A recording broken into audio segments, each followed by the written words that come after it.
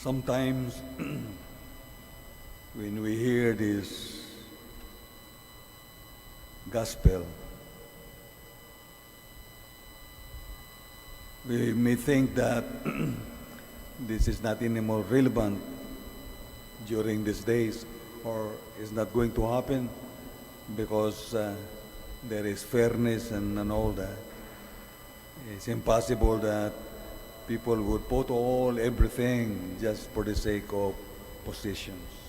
But I have a true story, something like a modern version of our story today. And in fact, it's not really that recent, but it was it was told by my mother. We have a neighbor somewhere in the town who were landed. He had a big vast tract of land. Coconut plantation is coconut. So regularly they will harvest, so much so that people were wondering, was there so much amount of money where they are bringing or putting this money? Because they do not go to the bank, they do not trust in the bank. And so the people were wondering. But in a way, when they will look at the way they live their life, it was not a kind of a princely way of life, a kingly.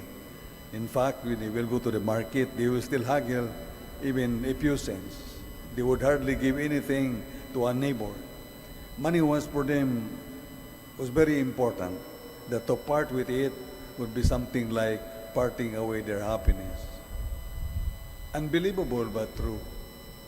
One day I heard the news early morning, there was a commotion in the town because the bad news came about. There was a robbery, and that happened into this house. Actually, they have no more children. They were old couple, maybe around 70s.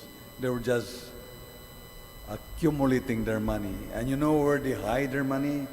It became their bed, under the bed.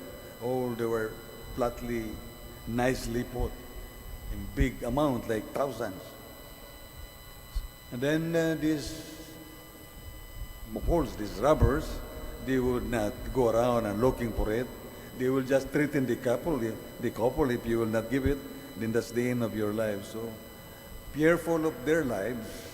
So finally, they reveal their money and, talagang inubos yung lahat pera. And on top of that, they were killed. It was a very, very sad day for the whole town because more or less the couple were okay. They did not make any, in fact, they were sometimes helping some people, but otherwise they were just by themselves. But it was a very, very sad story. They were keeping this money. They were happy in keeping this money. Even they do not know how to spend it. And they do not spend it for I don't know what. So this is something like a modern version of our Lord. Some people can only be happy if they have a position. And then when they have a positions, they do not know what to do with this money. And they are not also very happy, or they are not really happy. I don't know if this is a curse, but it is true. Now, Jesus is telling us this story not for our entertainment, but simply telling us it could also happen to us.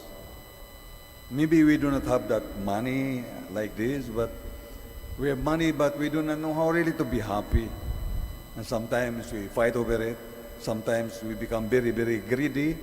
And sometimes it will be a cause of conflicts. And we will have sleepless night just because of even a small amount of money is taken away from us. So first, Jesus is reminding us today that all what we have, these are all gifts from God. Any positions that we have is not only for ourselves, it's also for the others. Not for our own benefit for this world, in this world, but for all of us that we may live more or less a contented life, a life that will help us to become what we should really be as children of God.